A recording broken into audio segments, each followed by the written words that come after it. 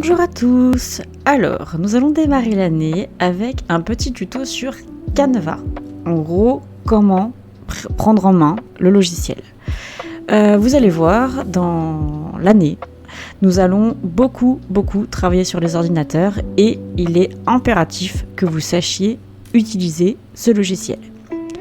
Pour commencer, du coup, je vous propose de faire une petite page de garde, toute simple, sur Canva, pour pouvoir illustrer votre porte-vue de découverte professionnelle. Pour cela, vous allez aller sur Internet. Vous allez taper dans la barre de recherche en haut, Canva. Vous cliquez sur Entrée, OK. Vous allez cliquer sur le tout premier site. Ensuite, vous allez vous connecter. Alors, je vais prendre exprès un autre compte pour que vous puissiez voir en direct comment faire. Vous allez continuer avec Google. Utilisez un autre compte. Je vous ai distribué une petite feuille sur laquelle vous avez votre adresse mail et votre mot de passe.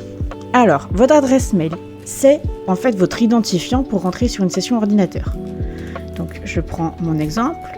Vous avez .élève, d'accord, comme ça, @sainte-anne-sablé.fr. Moi, je ne l'ai pas, vu que je suis enseignante. Donc, @sainte. Faites bien attention de mettre un E à Sainte, parce que sinon, ça ne marchera pas. Anne, 2 N-E, sablé.fr. Donc, il n'y a pas d'accent sur sablé, il faut bien l'écrire. Suivant. Votre mot de passe, en fait, c'est votre mot de passe pour entrer sur votre session ordinateur. Donc, je vous laisse le taper. Moi, je tape le mien. Hop, et vous cliquez sur suivant. Bon, alors moi, il connaît mon compte, donc je vais pas avoir tout un truc à cliquer, mais vous allez avoir des petites fenêtres qui vont s'ouvrir, donc vous dites que vous êtes étudiant, que c'est pour l'école, que vous êtes en train d'utiliser Canva, etc. Hop. Ok, donc vous allez arriver sur la page de garde. Donc moi, j'ai déjà tous mes cours, etc. Forcément, parce que j'utilise souvent Canva, mais vous n'aurez rien, c'est normal. Vous allez donc cliquer en haut à gauche sur Créer. Vous allez avoir quelque chose qui va s'afficher ici, et vous allez taper Document A4, et vous prenez bien le format portrait. Document portrait A4. Vous cliquez dessus. Vous arrivez du coup sur une page blanche. Parfait.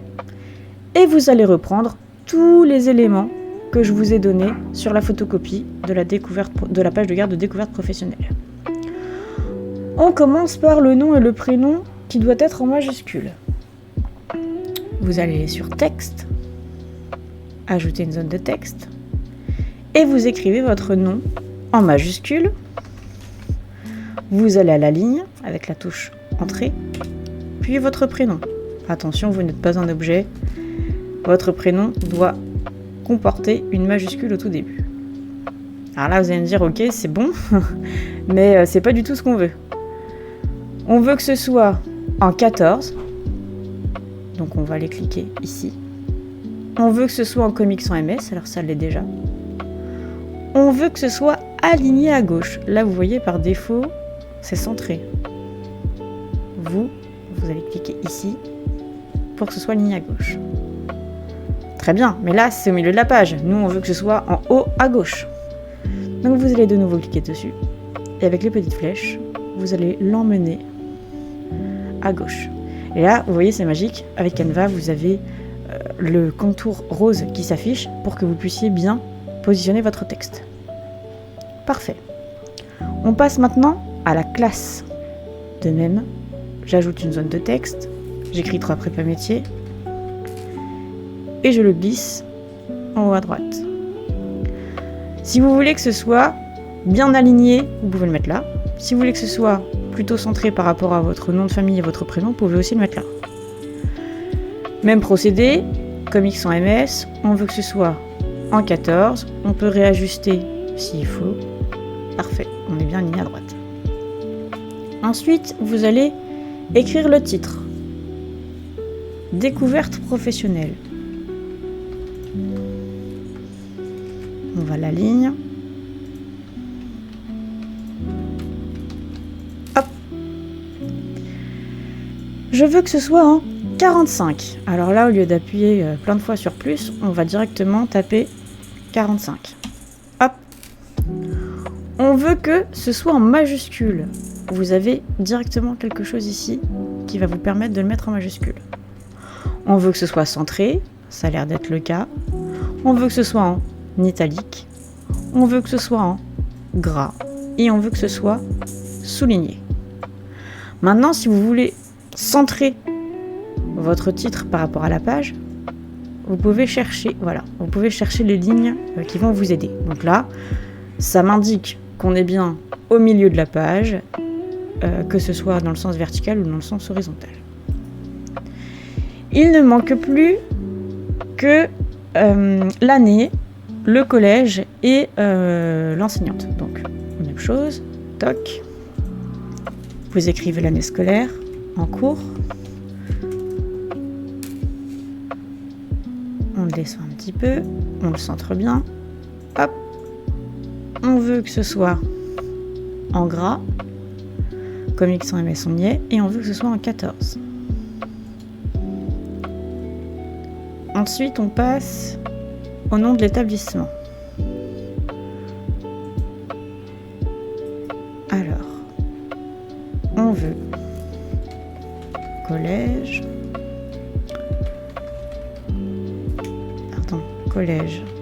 lycée, Sainte-Anne. On met bien Anne en majuscule, on n'oublie pas le E à Sainte. Au niveau de la taille, toujours en 14, on veut que ce soit aussi souligné.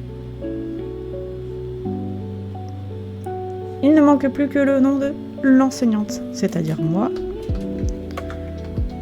Rien de particulier si ce n'est qu'on veut que ce soit en 14. Donc là, même chose. Vous pouvez le centrer grâce aux lignes qui s'affichent. Le petit 08 que vous voyez, c'est pour indiquer qu'il y a le même espace entre l'année, le nom du collège et mon nom de famille. Ça évite que vous ayez trop d'espace d'un côté ou de l'autre. Et en fait, ça se cale plutôt automatiquement. Donc ça permet de voir quelque chose de très propre. On passe maintenant aux illustrations. Pour les illustrations, vous allez aller dans éléments. Vous allez taper carré ou rectangle. Bon, on va dire rectangle. Allez. Et vous avez des carrés, des rectangles, voilà, qui peuvent s'afficher pour pouvoir écrire quelque chose. Mais nous, ce qu'on cherche, c'est réellement une illustration. Donc ça, c'est pas vraiment ce qu'on souhaite. Alors, je reprends mon idée de base. Hop, carré. Et vous allez aller dans cadre. Attention, vous allez avoir des cadres avec des petites couronnes. Les petites couronnes sont dédiées à la version payante. Vous n'avez accès, vous, qu'à la version gratuite. Donc, c'est pas grave, vous allez avoir plusieurs formes. On peut prendre une forme tout à fait basique, par exemple celle-ci, qu'on va mettre dans le coin. J'utilise ma souris et mon clic gauche pour réajuster la taille de mon rectangle. On peut aussi faire comme ça. Hop. Si la forme me convient, je clique dessus. Avec mon clavier, je tape CTRL-C pour copier. De nouveau, CTRL-V pour coller. Et je déplace. Là, par exemple, je m'aperçois que c'est un petit peu grand par rapport à mon titre et par rapport à mes écritures. Du coup, je peux réajuster pour que ce soit moins grand. Je peux aussi décider, avec un clic gauche enfoncé, de sélectionner mon texte et de le descendre. Ça me permettra d'avoir plus de marge pour la taille de mon image. Ok, donc là on a mis deux formes. Maintenant, je suis toujours dans éléments et admettons que je souhaite faire fleuriste. Donc, je cherche des photos de fleuristes. Fleuriste, photo. Ok, là j'ai plusieurs photos qui s'offrent à moi. Encore une fois, si j'ai des photos avec la petite couronne, je n'y ai pas accès.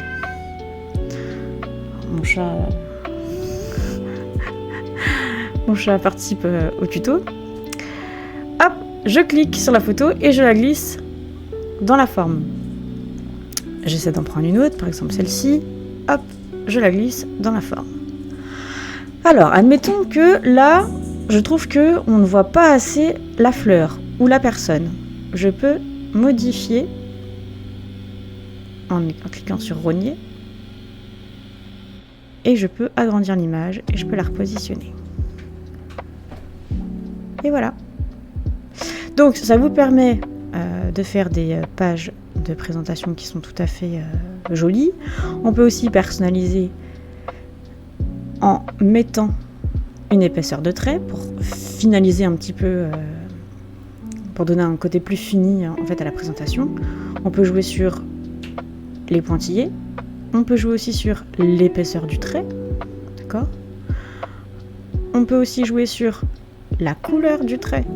Par défaut, c'est de la couleur noire puisque mon texte est en noir, mais je peux très bien mettre rose, je peux très bien mettre beige, rouge, vert, peu importe. Hein. Il y a toute une palette de couleurs. Vous pouvez personnaliser à fond les couleurs pour que ce soit vraiment quelque chose qui vous plaise. Et voilà. On peut aussi mettre des petites illustrations. Alors, faut pas que ce soit trop chargé, sinon on verra plus rien. Mais on peut jouer sur la taille, mettre quelque chose, par exemple ici. Voilà. L'idée, c'est de personnaliser. Mince, j'ai sélectionné le texte. L'idée, c'est de personnaliser votre page de garde. Alors, pour éviter ces petites choses, je pense à quelque chose. Là, vous voyez, l'illustration et le titre se chevauchent. Donc, par exemple, si je mets ça là, je vais pas pouvoir resélectionner ma petite illustration. Du coup, vous allez dans Position, vous allez cliquer dans Arrière. Là, vous avez vu, la petite illustration s'est remise en avant. Et je vais pouvoir de nouveau la sélectionner. Hop, et la bouger. Voilà pour ce petit tuto. Je rappelle que ce travail est noté.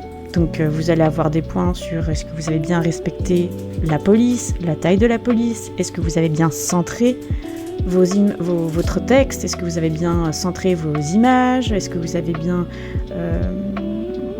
respecté tous les critères que je vous ai demandé, à savoir le nom, prénom, classe, le titre, l'année, etc. etc. Donc j'espère que ce petit tuto vous aidera.